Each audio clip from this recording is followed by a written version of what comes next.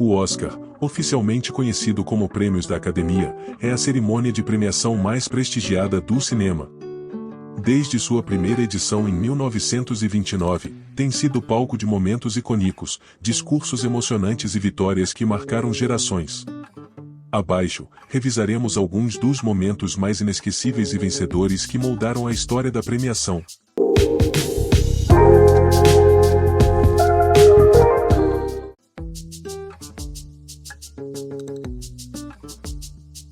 A primeira cerimônia do Oscar, realizada em 16 de maio de 1929, foi um evento bem distinto do espetáculo glamouroso que conhecemos hoje. Realizada no Hollywood Roosevelt Hotel em Los Angeles, a cerimônia reuniu cerca de 270 convidados para um jantar modesto e reservado, longe das luzes e câmeras que atualmente acompanham cada detalhe do evento. Os ingressos para a noite custavam apenas $5, e não havia transmissão ao vivo, já que a cerimônia tinha um caráter privado e discreto, com vencedores já conhecidos antes do evento. Naquela noite histórica, o filme Asas, de 1927, dirigido por William Avelman, foi premiado com a estatueta de melhor filme, tornando-se o único filme mudo a ganhar essa categoria até o lançamento de O Artista em 2011. Asas, um épico de guerra que retrata os horrores da Primeira Guerra Mundial e as tensões dos combates aéreos, impressionou tanto pelo pioneirismo técnico quanto pela emoção de sua narrativa visual. Sua vitória foi um marco não apenas para o cinema mudo, mas para o cinema como um todo, celebrando a capacidade das imagens de transmitir emoções intensas sem o uso do som. Além de Asas, outras produções e talentos também foram reconhecidos, incluindo Aurora, dirigido por F.W. Murnau, que recebeu um Oscar especial por sua singular qualidade artística. O prêmio especial refletiu o esforço da Academia em reconhecer a variedade de abordagens cinematográficas da época. Emil Jannings recebeu o prêmio de melhor ator por suas atuações em The Last Command e The Way of All Flesh, enquanto Janet Gaynor foi homenageada como melhor atriz por seus papéis em 3 filmes, Sunrise, Seventh Heaven e Street Angel. Naquele ano, era comum que uma mesma pessoa fosse premiada por mais de uma atuação em diferentes filmes, prática que posteriormente foi abandonada. Ao olhar para essa cerimônia inicial, vemos as raízes de uma premiação que começava a se formar, mas ainda sem a magnitude e os detalhes que a definiriam.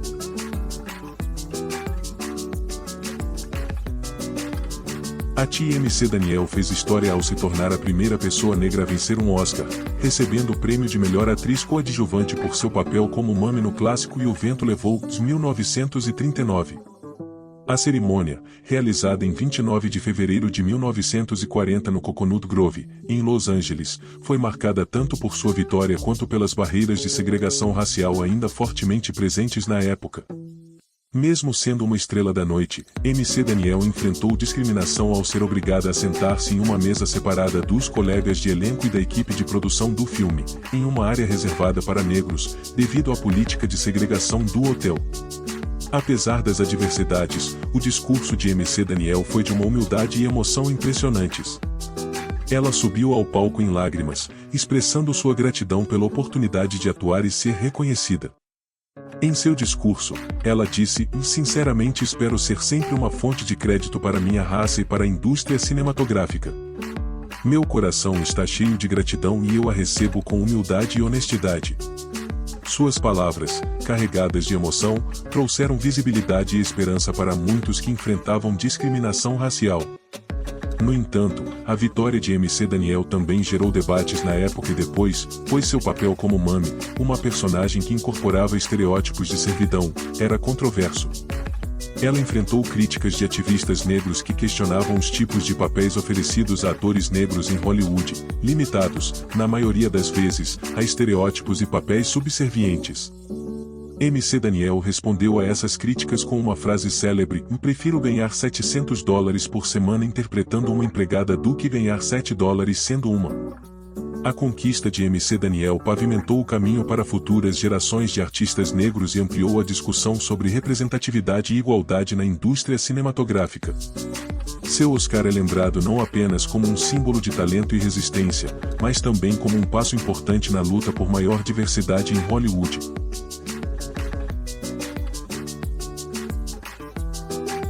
Em uma das cenas mais memoráveis e controversas da história do Oscar, Marlon Brando venceu o prêmio de melhor ator em 1973 por sua atuação icônica como Vito Corleone em O Poderoso Chefão.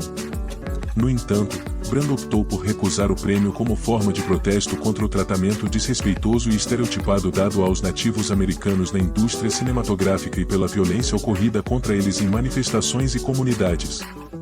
Em vez de comparecer à cerimônia, ele enviou a ativista Sacheen Littlefiater, uma atriz e defensora dos direitos indígenas, para recusar o prêmio em seu nome e fazer uma declaração pública. Vestida com trajes tradicionais Apache, Littlefiater subiu ao palco e, ao invés de ler o discurso completo de Brando, que continha uma dura crítica à indústria, limitou-se a informar brevemente que ele não poderia aceitar o prêmio devido ao tratamento dado aos índios americanos hoje pela indústria cinematográfica e pela televisão. O público reagiu de maneira mista, e enquanto alguns apoiaram a causa, houve vaias e reações de desagrado. Littlefiater relembrou mais tarde a tensão e o desconforto que sentiu naquele momento, sendo avisada pela segurança do Oscar que, se o discurso se estendesse, ela seria retirada à força do palco. Após a cerimônia, o gesto de Brando e a coragem de Littlefiater geraram uma grande repercussão, trazendo à tona discussões sobre racismo e o tratamento de minorias na mídia. Esse momento histórico teve efeitos duradouros, e o Oscar nunca havia sido palco de uma declaração tão politicamente carregada até então. Décadas depois, em 2022, a Academia de Artes e Ciências Cinematográficas pediu desculpas formais a Sacheen Littlefiater pelo tratamento que ela sofreu naquela noite e reconheceu o impacto de seu ato corajoso.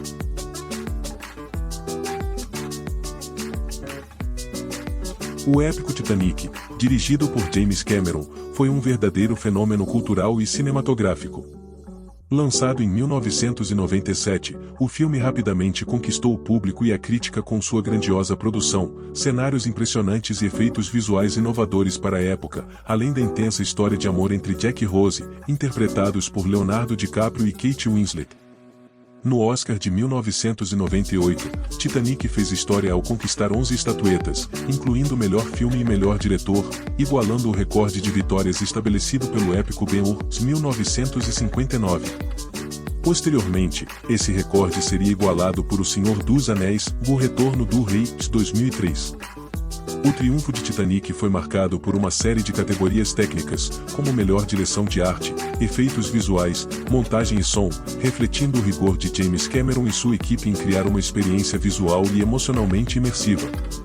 A icônica trilha sonora de James Horner, incluindo a música My Heart Will Go On, interpretada por Celine Dion, também foi premiada, tornando-se um sucesso global e parte inseparável da memória do filme.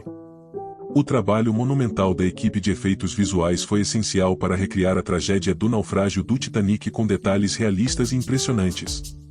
Titanic quebrou recordes de bilheteria e se tornou o filme de maior arrecadação de todos os tempos até então, mantendo o título até ser ultrapassado por outro filme de Cameron, Avatar, 2009.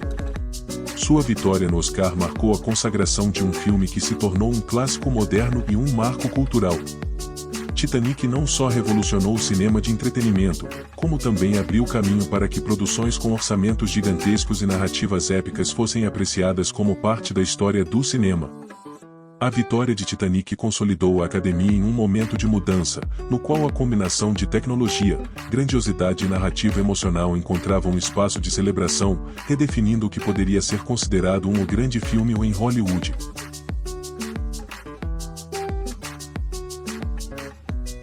Em 2010, Kathryn Bigelow fez história ao se tornar a primeira mulher a vencer o Oscar de melhor direção por Guerra ao Terror, The Hurt Locker. A vitória de Bigelow foi um marco importante em uma categoria dominada por homens desde a criação do prêmio, em 1929. Naquele ano, Bigelow não apenas enfrentou grandes produções, mas também superou um de seus principais concorrentes, seu ex-marido James Cameron, indicado na mesma categoria por seu filme revolucionário Avatar. A competição entre Bigelow e Cameron atraiu a atenção do público e da mídia, adicionando uma camada pessoal à disputa e dando destaque às conquistas dela.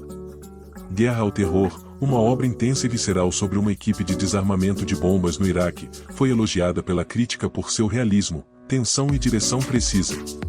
A abordagem de Bigelo, combinando o suspense psicológico com uma ação crua e claustrofóbica, destacou-se pelo olhar único e pelo domínio técnico em um gênero tipicamente associado a diretores homens.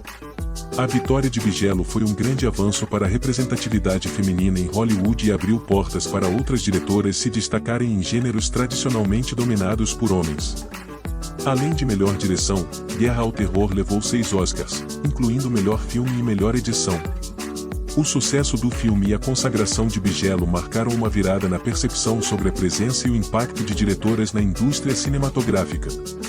Sua vitória destacou não só a excelência de seu trabalho, mas também a importância da inclusão de vozes femininas em posições de liderança na indústria. Embora Kathryn Bigelo tenha aberto o caminho para outras mulheres, a categoria de melhor direção ainda permanece com pouca representatividade feminina. Desde a sua vitória, apenas algumas diretoras conquistaram o prêmio, entre elas Chloé Zhao, por Nomadland, de 2020, e Jane Campion, por Ataque dos Cães, de 2021. A vitória de Bigelo continua a ser uma referência e uma inspiração para as futuras gerações de cineastas, reafirmando a necessidade de mais diversidade de perspectivas por trás das câmeras em Hollywood.